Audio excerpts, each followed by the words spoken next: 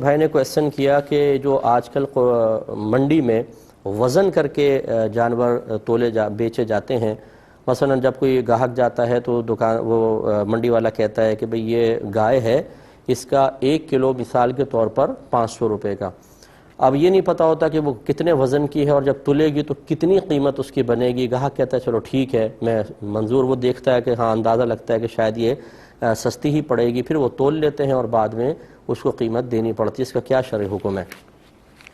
دیکھیں، مسئلہ یہ ہے کہ امام اعظم ابو حنیفہ رضی اللہ تعالی عنہ شرعی اصول یہی بیان فرماتے ہیں کہ جتنی چیز معلوم ہوتی ہے اور اس کی قیمت بھی معلوم ہوتی ہے، اتنی چیز کا سودا بھی جائز اور وہ قیمت کا لینا دینا بھی جائز۔ لہٰذا اگر اس نے کہا کہ اس کا 1 کلو اتنے کا ہے تو پھر 1 کلو میں تو سودا جائز ہو سکتا ہے، لیکن کل چونکہ اس کا وزن مجہول ہے یعنی نامعلوم ہے اور پھر اس کی وجہ سے قیمت بھی نامعلوم ہے، لہٰذا سودا ناجائز ہوگا۔ لیکن آپ کے دونوں شاگرد امام ابو یوسف اور امام محمد رضی اللہ تعالی عنہما ارشاد فرماتے ہیں کہ اس قسم کے سودوں میں ابتداءً جہالت ہوتی ہے، یعنی معلوم نہیں ہوتا کل وزن کتنا ہوگا اور کل قیمت کتنی بنے گی، لیکن جب اس کو وزن کر لیا جاتا ہے تول کر اور پھر اس کی قیمت کا اندازہ ہو جاتا ہے، بلکہ واضح طور پہ قیمت سامنے آ جاتی ہے، تو یہ جہالت باقی نہیں رہتی ہے۔ لہٰذا انہوں نے اپنے دور میں اس قسم کے مسائل میں جواز کا ہی حکم دیا، اور ہم بھی اس بات کو پسند کرتے ہیں کہ چونکہ یہ خرید و فروخت اب ہماری منڈیوں میں بہت زیادہ رائج ہو چکی ہے، اور عموماً یہ یاد رکھیں کہ کسی بھی چیز کو مجہول رکھ کر سودا کرنا یعنی غیر معلوم رکھ کر سودا کرنا یہ جھگڑے کی طرف لے جاتا ہے۔ جیسے اکثر آپ نے رکشے میں دیکھا ہوگا، کوئی بیٹھ جاتا ہے، ابھی کتنے پیسے لوگے؟ ارے جی جو مرضی آئے دے دیجئے گا، بیٹھ گئے۔ اب جب اسٹاپ پہ اترتے ہیں، کتنے پیسے؟ 200۔ وہ کہتا ہے بھئی میں تو 100 روپے دوں گا، جھگڑا شروع ہو گیا۔ تو یہاں پر چونکہ اجرت کو مجہول رکھا تو دیکھیں یہ جھگڑے تک لے گئی۔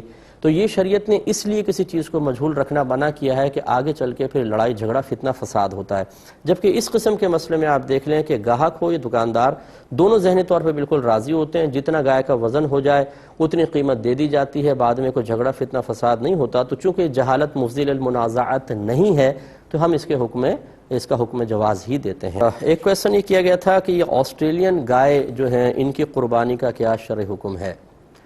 دیکھیں، نبی کریم صلی اللہ علیہ وسلم نے جو قربانی کے جانوروں کا تعارف اپنے گویا کے عمل کے ذریعے پیش فرمایا، وہ 3 طرح کے جانور تھے۔ ایک مینڈھا یعنی دمبا جس کو کہتے ہیں، اور بکرا بکری۔ نبی کریم صلی اللہ علیہ وسلم نے خود مینڈھا ذبح فرمایا، اور ایک صحابی نے بکری ذبح کی تو سرکار نے منع فرمایا کہ نہیں، اس کی جگہ انہوں نے عید سے پہلے قربان کر دی تھی، سرکار نے فرمایا قربانی ویلڈ نہیں ہے، آپ ایک اور بکری اس کی جگہ قربان کریں، تو گویا کہ آپ نے اس کی اجازت دی۔ اسی طرح آپ نے ازواج مطہرات کے لیے گائے کی قربانی فرمائی اور اپنے ہاتھ سے اونٹ بھی نحر فرمائے ہیں۔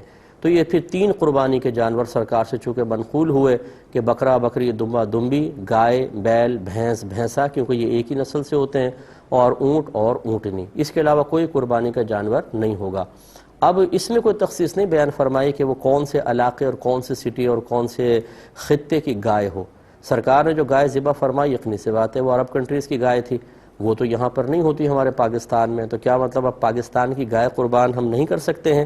تو اسی طریقے سے اگر آسٹریلیا کی گائے ہے اور واقعی وہ گائے ہے تو پھر اس میں شرعاً کوئی حرج نہیں ہے، چونکہ وہ گائے ہے۔ اب چاہے وہ آسٹریلیا سے نسبت ہو، اس کی US سے ہو، UK سے ہو، لیکن چونکہ وہ گائے ہے تو اس کی قربانی شرعاً بالکل جائز ہوگی۔